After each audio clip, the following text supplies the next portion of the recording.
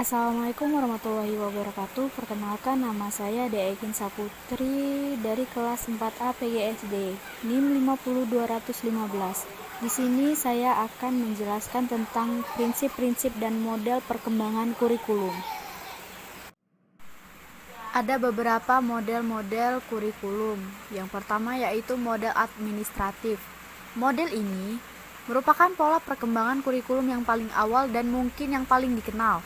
Model administrasi memiliki 4 langkah, yaitu yang pertama administrator, membentuk komisi pengarah. Yang kedua yaitu komisi pengarah yang bertugas merumuskan rencana umum, mengembangkan prinsip-prinsip sebagai pedoman, dan menyiapkan suatu pernyataan dan tujuan untuk seluruh wilayah sekolah. Yang ketiga yaitu membentuk komisi kerja, dan yang terakhir yaitu komisi pengarah yang memeriksa hasil kerja dari komisi kerja dan menyempurnakan bagian-bagian tertentu. Yang kedua ada model grassroots. Model ini merupakan lawan atau kebalikan dari model pertama. Seorang guru dapat mengupayakan pengembangan komponen-komponen kurikulum dapat keseluruhan, dapat pula sebagian dari keseluruhan komponen kurikulum atau keseluruhan dari seluruh komponen kurikulum. Guru adalah perencana, pelaksana, dan juga penyempurnaan dari pengajarannya di kelasnya. Yang ketiga yaitu model BUKEM, memiliki 5 bagian pembuat keputusan. Yang pertama, memutuskan arena pengembangan kurikulum.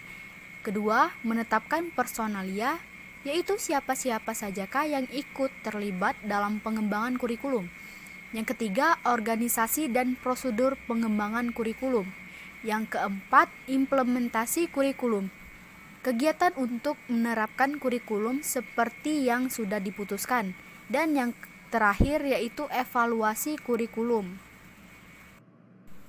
Yang keempat ada model arah terbalik taba, dilakukan secara deduktif menjadi induktif dengan urutan. Yang pertama yaitu mengadakan unit-unit eksperimen bersama guru-guru. Yang kedua menguji unit eksperimen. Yang ketiga mengadakan revisi dan konsolidasi. Yang keempat pengembangan keseluruhan kerangka kurikulum. Dan yang terakhir yaitu implementasi dan diseminasi. Yang kelima yaitu model Rogers. Ada 4 langkah pengembangan kurikulum model Rogers, diantaranya adalah: yang pertama, pemilihan suatu sistem pendidikan sasaran. Yang kedua, pengalaman kelompok yang intensif bagi guru. Yang ketiga, pengembangan suatu pengalaman kelompok yang intensif bagi suatu kelas atau unit pelajaran. Dan yang terakhir, melibatkan orang tua dalam pengalaman kelompok yang intensif. Yang keenam, model demonstrasi. Menurut Smith, Stanley, dan Soros, ada 2 variasi model demonstrasi ini. Yang pertama yaitu sekelompok guru dari suatu sekolah atau beberapa sekolah ditunjuk untuk melaksanakan suatu percobaan tentang pengembangan kurikulum. Yang kedua yaitu bentuk kedua ini kurang bersifat formal. Beberapa guru yang merasa kurang puas dengan kurikulum yang ada mencoba mengembangkan penelitian dan mengembangkan sendiri. Mereka mencoba menggunakan hal-hal lain yang berbeda dengan yang berlaku. Yang ketujuh yaitu The Systematic Action Research. Model ini didasarkan pada asumsi bahwa perkembangan kurikulum merupakan perubahan sosial, mencakup suatu proses yang melibatkan kepribadian orang tua, siswa, guru, struktur sistem sekolah, pola hubungan pribadi dan kelompok dari sekolah dan masyarakat. Sesuai dengan asumsi tersebut, model ini menekankan pada 3 hal, yaitu hubungan insani, sekolah dan organisasi masyarakat, serta wibawa dari pengetahuan profesional. Yang kedelapan yaitu Emerging Technical Model. Perkembangan bidang teknologi dan ilmu pengetahuan, serta nilai-nilai efisiensi efektivitas dalam bisnis, juga mempengaruhi perkembangan model-model kurikulum. Tumbuh kecenderungan baru yang didasarkan atas hal itu, diantaranya yang pertama yaitu menekankan kepuasan perilaku atau kemampuan.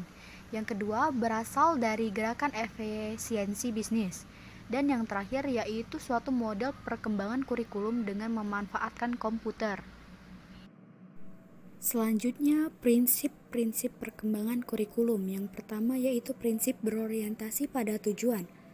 Pengembangan kurikulum diarahkan untuk mencapai tujuan tertentu, bertitik tolak dari tujuan pendidikan nasional.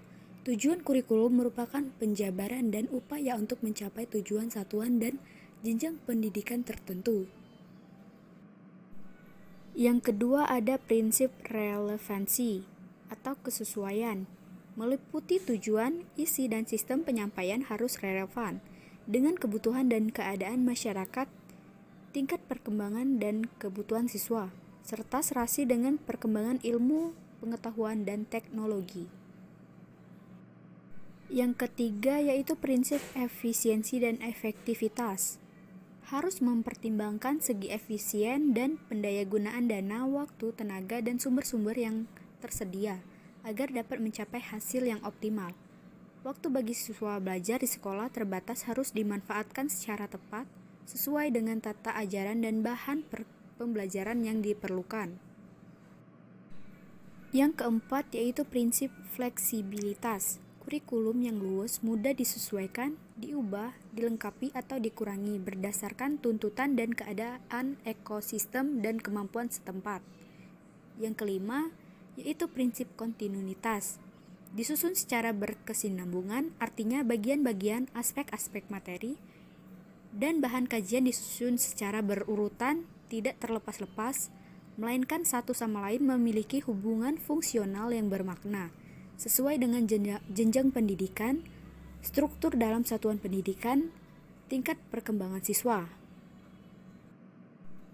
Yang keenam yaitu prinsip keseimbangan. Keseimbangan juga perlu diadakan antara teori dan praktik, di antara unsur-unsur keilmuan sains, sosial, humaniora, dan keilmuan perilaku. Dengan keseimbangan tersebut diharapkan terjalin perpaduan yang lengkap dan menyeluruh, yang satu sama lainnya saling memberikan sumbangan terhadap pengembangan pribadi. Yang ketujuh ada prinsip keterpaduan. Dirancang dan dilaksanakan berdasarkan prinsip keterpaduan. Perencanaan terpadu bertitik tolak dari masalah atau topik dan konsistensi antar unsur-unsurnya. Pelaksanaan terpadu dengan melibatkan semua pihak, baik di lingkungan sekolah maupun pada tingkat intersektoral. Dengan ini, diharapkan terbentuk pribadi yang bulat dan utuh. Di samping itu juga dilaksanakan keterpaduan dalam proses pembelajaran, baik dalam interaksi antar siswa dan guru maupun antar teori dan praktek. Dan yang terakhir yaitu prinsip mutu. Pengembangan kurikulum berorientasi pada pendidikan mutu, yang berarti bahwa pelaksanaan pembelajaran yang bermutu ditentukan oleh derajat mutu guru, kegiatan belajar mengajar, media yang bermutu. Hasil pendidikan yang bermutu diukur berdasarkan kriteria tujuan pendidikan nasional yang diharapkan. Baiklah, itu saja yang dapat saya sampaikan. Terima kasih. Apabila ada salah kata, saya mohon maaf. Kepada Allah saya mohon ampun. Saya akhiri. Wassalamualaikum warahmatullahi wabarakatuh.